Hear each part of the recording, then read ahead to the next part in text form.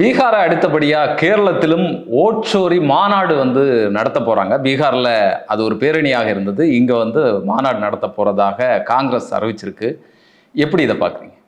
ரொம்ப முக்கியமான ஒரு டெவலப்மெண்ட். எனக்கு தெரிய இது கேரளாவில் மட்டுமல்லாமல் காங்கிரஸ் அடுத்தது எலெக்ஷனுக்கு போகிற எல்லா மாநிலங்களிலும் நடத்த வேண்டும் 2026 அப்படின்னு நம்ம பார்க்க வேண்டியிருக்கு. ரிப்போர்ட்டர் அப்படின்னு சொல்லக்கூடிய மலையாள சேனல் தான் குறித்து ஒரு விரிவான இன்சைடர் இன்ஃபர்மேஷன் எடுத்து ஒரு செய்தியாகவே அதை ரிப்போர்ட் பண்ணியிருக்காங்க. இதற்கு பிறகு அதாவது கேரளா காங்கிரஸ் அதற்கான ஏற்பாடுகளில் இருக்கிறது. பாஜக இந்தியா முழுக்க 2024 அவங்க ஜெயிச்சதும் அப்படி தான். மகாராஷ்டிரா, ஹரியானா, டெல்லி போன்ற மாநிலங்களிலும் இதைத்தான் செய்திருக்கிறார்கள் என்கிற குற்றச்சாட்டை முன்வைத்து ராகுல் காந்தி கொடுத்த 2 பிரஸ் மீட்டு. அடுத்த கட்டமாக கேரளாவில் ஏற்கனவே அவங்க ஜெயிச்ச ஒரு எம்பி சுரேஷ் கோபியும் அப்படி சீட்டிங் செய்திருக்கிறாருங்கிற ஒரு குற்றச்சாட்டை காங்கிரஸ் வைத்திருக்கிறது. அப்போ இதை செய்ய வாய்ப்பு இருக்குது. கேரளாவை கைப்பற்றணும் அல்லது கேரளாவில் தங்களுக்கான வளர்ச்சியை காட்டணுங்கிறதுக்காகவே பிஜேபி செய்யும் என்கிற நோக்கத்தில் காங்கிரஸ் அதை கையில் எடுத்திருக்கிறது. ஏன்னா சுரேஷ் கோபி தொடர்பாக பேசும்போது தான் நாங்கள் தேவைப்பட்டால் காஷ்மீரில் இருந்து ஆளை கூப்பிட்டு கேரளாவில் தங்க வச்சு ஓட்டு கொடுப்போம்னு அவங்க கட்சியினுடைய என்ன தப்பு அப்படின்னு சொல்லி கேட்டாங்க. என்ன தப்பு அவங்க கொடுக்கக்கூடாது, அவங்களும் இந்தியர் தானே அப்படிலாம் கொந்தளிச்சு கேட்டதெல்லாம் நம்ம பார்க்குறோம். அதாவது அதெல்லாம் ஒப்புதல் வாக்குமூலம். இப்போ பாஜக சமீப காலமாக பார்த்தா இதுக்கு மேலே இதை எதுக்குங்க மறைச்சிக்கிட்டு சொல்லிடுவோம் அப்படி தான் பண்ணுவோங்கிற நிலைக்கு வந்துட்டாங்களோன்னு பார்க்க வேண்டியிருக்கு. ஏன்னா சமீபத்தில் இன்னொரு விஷயம் இருக்குது. கேரளா டெல்லி சிஎம் பேசின ஒரு வீடியோ போயிட்டுருக்கு. நம்ம அதை பிறகு பேசுவோம் பின்னாடி. அப்போ இது கேரளா சென்ட்ருக்கு ஆகும்போது, ஏன்னா 10 ஆண்டுகளாக கேரளாவில் யூஸ்வலாக அந்த 5 ஆண்டுகளுக்கு ஒரு முறையான ஆட்சி ஒரு ரொட்டேஷனில் வரும். பட் கடந்த முறை பினராயி விஜயன் அவர்கள் ஆட்சியை கண்டினியூ பண்ணக்கூடிய ஒரு மேண்டேட் வாங்கின பிறகு கேரளா காங்கிரஸ்க்கு அது கூடுதல் ஒரு சிக்கலாக ஒரு பிரஸ்டீஜ் இஷ்யூவாக ஆஃபீஸாக அவங்க பார்க்குறாங்க.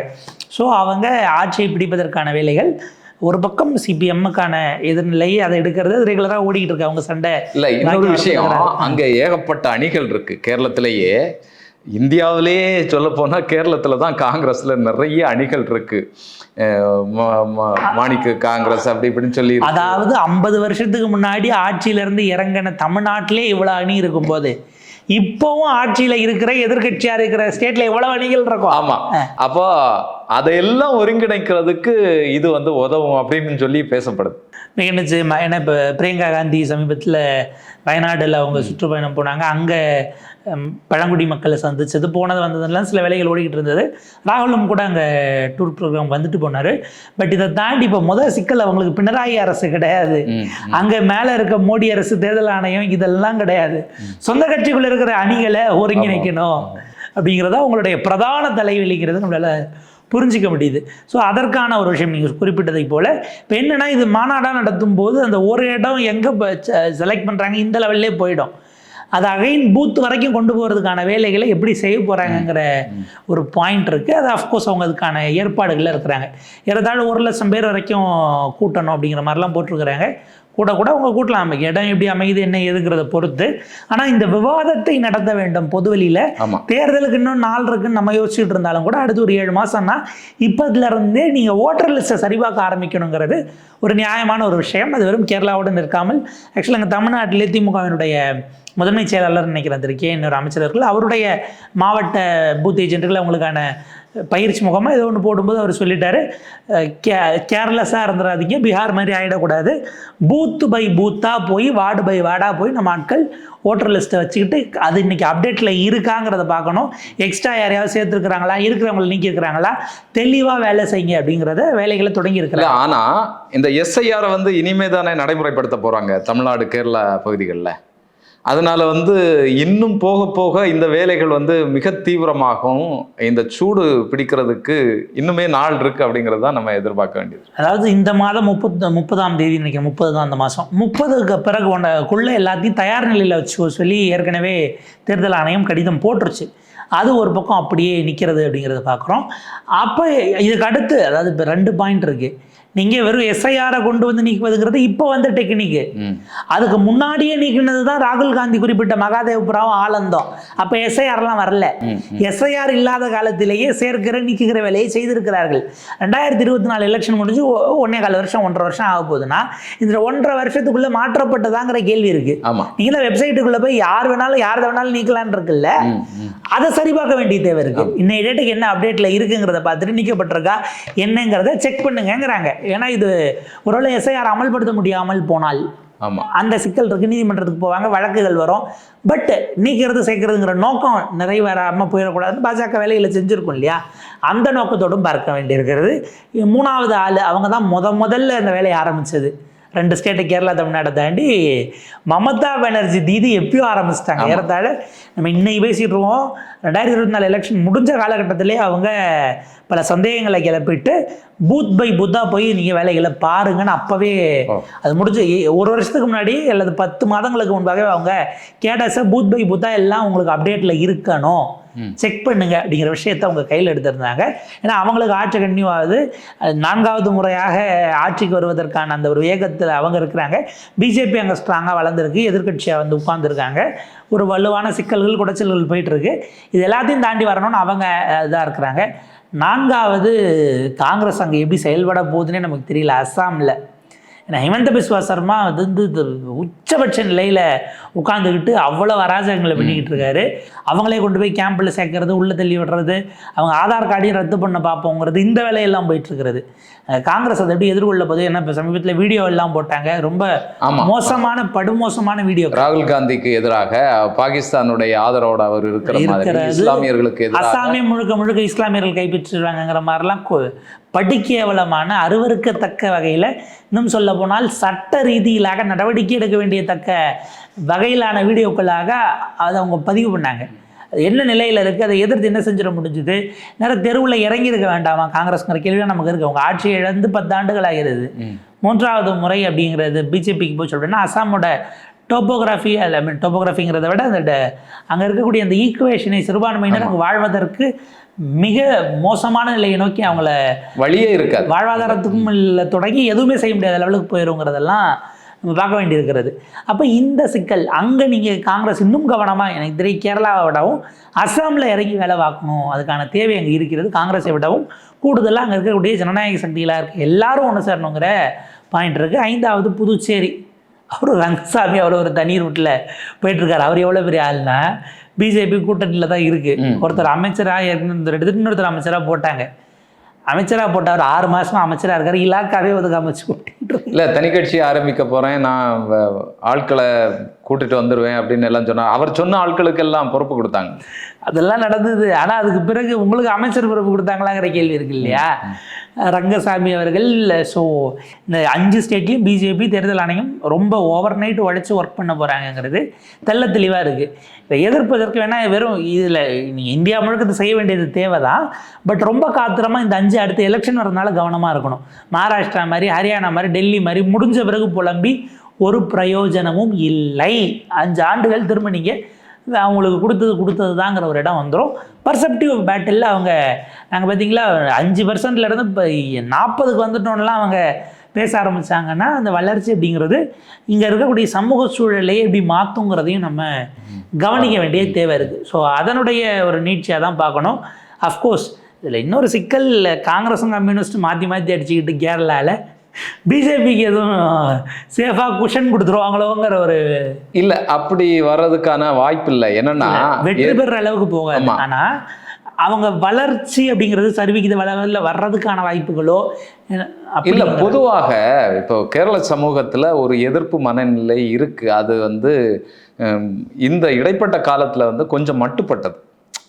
ஏன் வரட்டுமே அப்படிங்கிற மாதிரியான ஒரு பார்வையும் சூழலும் இருந்தது. ஆனால் இவ்வளவு இந்த ஓட்டு திருட்டு இவ்வளவு பெரிய பிரச்சனைகளை நாட்டில் பண்ணிட்டு இருக்கிறாங்க. அப்படிங்கிற போது நிச்சயமாக தமிழ்நாடு மாதிரி கேரள சமூகமும் பிஜேபிக்கு எதிராக அணிதிரளும் அப்படிங்கிறது தான் என்னுடைய பார்வை. ஏன்னா இந்த உரையாடல் அங்கே மீடியாக்களில் தொடர்ந்து நடக்குது, நம்மளால் அதை பார்க்க முடியுது. சமூக வலைதளங்களாகட்டும் மற்ற விஷயங்கள்லாம் அவங்க தொடர்ந்து பண்ணுறாங்க.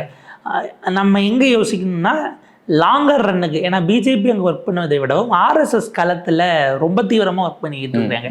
நம்ம பல செய்திகளில் பார்த்தோம், கோயில்களில் நாங்கள் பாடம் சொல்லித்தரோம், வேதம் சொல்லித்தரோங்கிற பேரில் ஆர்எஸ்எஸ் ஷாகாக்கள் நடத்தப்பட்டது, பிறகு அதை ரத்து செய்யப்பட்டது, அவங்க உள்ளே வரக்கூடாதுன்னு போனதெல்லாம் நம்ம ரெகுலராக பார்க்குறோம். பிடிப்பட்டது 1, 2, 3 அவங்க வேலை செஞ்சுக்கிட்டு இருக்கிறாங்க. இந்த தேர்தலுக்கு இல்லாவிட்டாலும் ஒரு 15 ஆண்டுகள் 20 ஆண்டுகளுக்கு பிறகு அங்கே ஒரு எதிர் மனநிலையில் மத ரீதியிலாக பிளவுபடுத்துவதற்கு ஒரு கன்சால்டேஷனை நோக்கி அவங்க வேலை செய்கிறாங்கங்கிறத கொஞ்சம் கூடுதல் ஸ்ரத்தையோட காங்கிரஸும் கம்யூனிஸ்டுகளும் அணுக இல்ல வேண்டும். இருக்கு அந்த மாதிரியான சிக்கல் சூழல் எல்லாம் இருக்காங்க.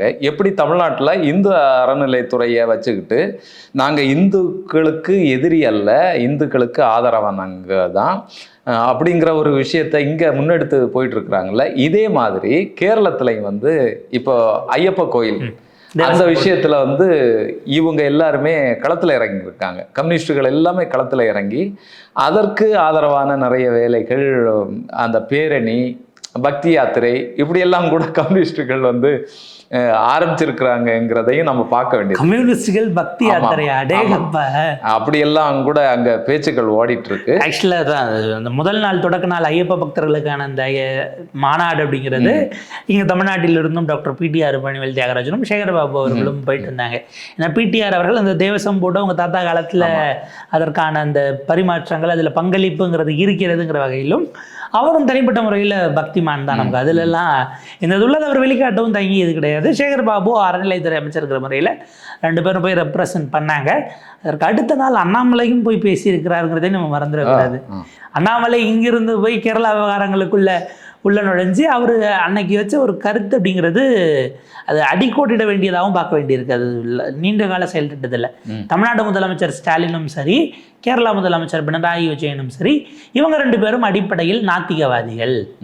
அவங்க வந்து ஆட்சியில் இருந்துக்கிட்டு நம்ம இந்து அறநிலையத்துறையோ இல்லை இங்கே தேவசம் போட்டு சார்ந்த ஒரு இதில் அவங்க பங்கெடுப்பது இல்லை அந்த அரசுகள் எப்படி ஒரு பிரதிநிதித்துவம் சரியாக கொடுக்கும், அவங்களால நடத்த முடியுமா என்பதை போன்ற ஒரு விவாதத்தை, ஒரு சர்ச்சையை நம்மால் இங்க இருந்து கிளம்பி போய் அங்கே மோடி கூட ஆர்எஸ்எஸ்காரரு, அமித்ஷா ஆர்எஸ்எஸ்காரரு அப்படி நம்ம பார்க்க வேண்டியது இருக்குல்ல. இந்திய நாடு வந்து எந்த திசையை நோக்கி போயிட்டு இருக்கு அப்படிங்கிறதையும் அண்ணாமலை பேசின விஷயத்துலேருந்து நம்ம இதை உற்று நோக்கி கவனிக்க வேண்டியது இருக்கு. இந்த திசை வழி பயணம் எப்படி போகுதுன்னு. அதாவது ஆர்எஸ்எஸ்காரர்கள் வந்து அறநிலைத்துறையில் உட்காந்தா நல்லாயிரும் தான் அவர் சொல்ல வர்றாரு. அதுக்கு அர்த்தம் அதுதான். அதாவது நாத்திகர்களை விட ஆத்திகர்களாக இருந்து கொண்டு நாட்டை மத ரீதியாக பிளவுபடுத்துகிற அடிப்படைவாதிகள் வந்தால் என்ன தவறுன்னு கேட்கறது தான் அண்ணாமலையுடைய ஸ்டேட்மெண்ட். அவர் மறைச்சி பூசி மொழிகளாக பேசினதா நம்ம பார்க்க வேண்டாம். அதாவது நீங்கள் பக்தர்களுங்கிற கூட போது அவங்களும் ஆஃபீஸாக உள்ள வரணும். அவங்கள நீங்கள் நீக்கிட்டு எப்படி பக்தர்கள் அப்படிங்கிற கேள்வி இருக்கே. நாங்கள் தமிழ்நாடு அரசு முருகனுக்கு மாநாடு நடத்தாலும் அர்ஜுன் சம்பத்தை கூப்பிட்டு சேகர்பாபு பக்கத்தில் உட்கார வைக்கிற நிலைக்கு தான் சிறப்பு அழைப்பாளராக வந்துட்டு போகிற அளவுக்கு இந்து முன்னணியிலேருந்து போனாங்களான்னு நினைவில்லை. இப்போ அப்படியான விஷயங்கள் இருக்குது. நீங்கள் அதையும், அதாவது அதை உங்களை எதிர்நிலையில் நிறுத்திடக்கூடாது என்பதற்காக நீங்கள் அந்த ஆயுதத்தையும் கையில் எடுக்கக்கூடிய அளவுக்கு அரசியல் வந்திருக்கிறதுங்கிறத நம்ம பார்க்கணும். இப்போ சுரேஷ் கோபி அஃப்கோர்ஸ் அவர் அமைச்சருக்கான வேலைகள், இணை அமைச்சருக்கான வேலைகள் போயிட்டுருக்கா, இல்லை திரும்ப சினிமா சார்ந்த விஷயங்களை பார்த்துக்கிட்டு இருக்காரா? ஏன்னா கேரளாவில் திரும்ப கட்சி பாஜகவை வளர்ப்பது ஒரே முகமாக இருக்கிறார், அப்படி எதுவும் பண்ண போகிறாரா? இதெல்லாம் ஏற்கனவே கேள்விக்குள்ளான விஷயமா இருக்குது. கேரளா அரசியல் ஒரு புதிய திசையை நோக்கி பயணிக்கிறது தான் பார்க்க வேண்டியிருக்கு. இதில் என்ன சிக்கல்லாம் 2 பேரும் மாற்றி நீங்கள் தான் ஆர்எஸ்எஸோட தொடர்பில் இருக்கீங்கன்னு விமர்சனங்கள் உச்சநிலைக்கு போகிறதும் தவிர்க்க இல்லாததாக இருக்கும். இப்போ புதுசாக வந்த ஆளுநர் கொஞ்சம் சத்தம் இல்லாமல் இருக்கார். ஆனால் இவர் பழைய ஆளுநரோட மோசமான ஆர்எஸ்எஸ்காரரு. ஆமாம் முன்னாடி இருந்தவர். ஏற்கனவே அங்கே பிரச்சனைகள் வந்து ஓடிட்டு இருக்கு. இந்த பாரத மாதாவினுடைய படத்தை வந்து பல்கலைக்கழகத்தில் வச்சது, அதை வந்து இவங்க டிஒஎஃப்ஐக்காரங்க போய் மாற்றினது, இங்கேருந்து குருமூர்த்தி போன்றவர்கள்லாம் கூப்பிட்டு பல்கலைக்கழகத்தில் பேசுறதுக்கு ஆளுநர் இன்வைட் பண்ணுது. இந்த குருமூர்த்தி இங்கே தமிழ்நாட்டிலே அவருடைய அரசியல் சாணக்கியத்தனங்கள் எல்லாம் தான் ஓபிஎஸ்லேருந்து எத்தனை பேர் தெருவில் இருக்காங்கிறத நம்ம பார்க்குறோம். இவரை கூப்பிட்டு போய் அங்கே ஆர்எஸ்எஸ் ஐடியல் ஆகுங்கிற வகையில் கேரளா வரைக்கும் ஒரு சர்வதேச லாபியிஸ்டாக அவர். அடுத்து ட்ரம்ப் அமெரிக்கா கூப்பிட்டாலும் அவர் போய் அங்கே எதுவும் கால் பதிக்க வாய்ப்பு இருக்கான்னு நமக்கு தெரியல. இல்லை இந்த ஃப்ரான்ஸினுடைய அதிபரை இறங்கி நடக்க விட்டாங்க. ட்ரம்ப்போட வாகனம் வருதுன்னு கான்வாயின் வண்டி இல்லாமல் மதிப்பாங்க, இல்லை மறிச்சு ஓரம் கட்டுறதுக்கு. ஃப்ரான்ஸ் அதிபர் வரால் அவர் காரை நிறுத்தி அவர் இறங்க விட்டாங்க. அவர் இறங்கி ட்ரம்ப்புக்கு ஃபோன் பண்ணிட்டு என்ன பேசினாங்கன்னு புரியல. சரி நான் நடந்தே எம்பசிக்கு போகிறேன், எவ்வளோ நேரம் நிற்கிறது நீங்கள் வர வரைக்கும்னு அவர் 1/2 மணி நேரம் நடந்தே அவருடைய தூதரகத்துக்கு இன்னொரு நாட்டு அதிபரையும் நடக்க விட்டாங்க. அந்த மாதிரி ஏதாவது பெரிய அளவுக்கு நடக்கிறதுக்கு வாய்ப்பு இருக்காங்க. காலையில வாக்கிங் போயிருக்க மாட்டாரு, அதனால போய் எங்க நடராஜர்ல வண்டியை மறிச்சு இன்னொரு நாட்டுக்கு பேச போனது ஒரு குத்தமா சார், ஐக்கிய நாடுகள் அவையில் இருக்கிற மாதிரி. அந்த மாதிரி சர்வதேச அளவுக்கான அரசியல் இதுலயே கூட ஒரு இவருக்கு ஏதாவது பங்கு இருக்கலாம். துக்ளக்கு குருமூர்த்தி அவர்களுடைய செல்வாக்கு அதில் ஏதாவது இருக்கான்னு நமக்கு தெரியல. அந்த மாதிரியான நிலைகளில் போறாங்க. ஆர்எஸ்எஸ் இல்லை, நம்ம ஒரு வகையில் நகைச்சுவையாக பேசினாலும் ஆர்எஸ்எஸ் சர்வதேச அளவில் இருக்கக்கூடிய ரைட் விங்ஸ் அந்த நாடுகளில் இருக்கக்கூடிய அந்த வலதுசாரிகளோடு ஏதோ ஒரு புள்ளியில் அங்கே இருக்கக்கூடிய இந்தியர்கள் வாயிலாக அங்கே ஹிந்துக்களாக, ஏன்னா இன்னைக்கு ஆஸ்திரேலியாவில் கம்ப்ளைண்ட் வந்திருக்கு, அங்கே இருக்கக்கூடிய ஆஸ்திரேலியாவில் இந்துக்கள்லாம் சேர்ந்து சங்கம் கட்டியிருக்காங்க. அவங்க இஸ்லாமியர்களுக்கு எதிராக இஸ்லாமிய விரோதமாக இஸ்லாமியர்களை அவமானகரமாக சித்தரிக்கக்கூடிய வகையில் பதிவுகளை அந்த சங்கம் இட்டதற்காக ஆஸ்திரேலியாவில் இருக்கக்கூடிய இந்திய ஹிந்துக்கள், இந்தியர்கள், பங்களாதேஷி, ரோஹிங்கியா முஸ்லிம்ஸ் இதை வச்சு ஏதோ மோசமான ஒரு போஸ்ட்டை அந்த சங்கத்தினர் பதிவிட்டதற்காக அங்கே இருக்கக்கூடிய மனித உரிமை அமைப்பில் புகார் போயிருக்கு. அந்த புகார் இதுக்கு அப்புறம் வர காலங்களில் தான் வரும். அப்போ சர்வதேச அளவில் இருக்க ரைட் விங்ஸோட இப்போ இஸ்ரேலை இவங்க போய் ஆதரிக்கணுன்றது ஒரு பாயிண்ட் இருக்கு இல்லையா?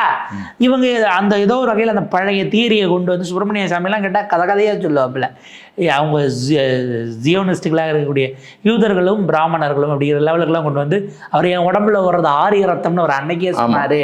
இந்த கதையெல்லாம் கொண்டு போய் அதில் ஹிட்லரோட லிங்க் பண்ணி இல்லை வேறு பக்கமாக அப்படி கொண்டு போய் எல்லா விதமாக அவங்க சொல்லுவாங்கன்னு வச்சுக்கோங்களேன். அதாவது ஹிட்லரையும் கொண்டாடுவாங்க, அவரால் கொன்று குவிக்கப்பட்ட யூதர்களும் நம்மாலும்பாங்க, எல்லாம் நம்மால் தாங்கிற, யாரெல்லாம் முதன்மை இடத்துல இருக்காங்களோ அவங்க எல்லாம் நம்மால் தான். அதுதான் அடிப்படையில்ங்கிற நிலைக்கு போயிட்டு இருக்கு. ஸோ இது பார்ப்போம். ஏன்னா இப்போ கேரளாவில் தொடங்குவது, காங்கிரஸ் தொடங்குவது என்பது ரொம்ப முக்கியமானது. இந்தியா முழுக்க தன்னுடைய அமைப்பில் இருக்கக்கூடிய செயல்படாத மூத்தவர்களுக்கு ஓய்வு கொடுத்துட்டு இளரத்தங்களை பாய்ச்சியாச்சும் இதை மக்கள் இயக்கமாக இது இன்னும் மாறலை. காங்கிரஸ் பேசியதோடு அப்படியே நிற்கிது, ராகுல் காந்தி பிரஸ் மீட் கொடுத்துட்டு போயிட்டாருங்கிறதோட அப்படியே நிற்கிது. அதில் கூடுதல் கவனம் எடுக்க வேண்டும், ஸ்ரத்தை எடுக்க வேண்டும். காங்கிரஸ் ஒரு வைப்ரண்ட்டான எதிர்கட்சியாக கடந்த 11 ஆண்டுகள் நீங்கள் இருந்தது போதாது.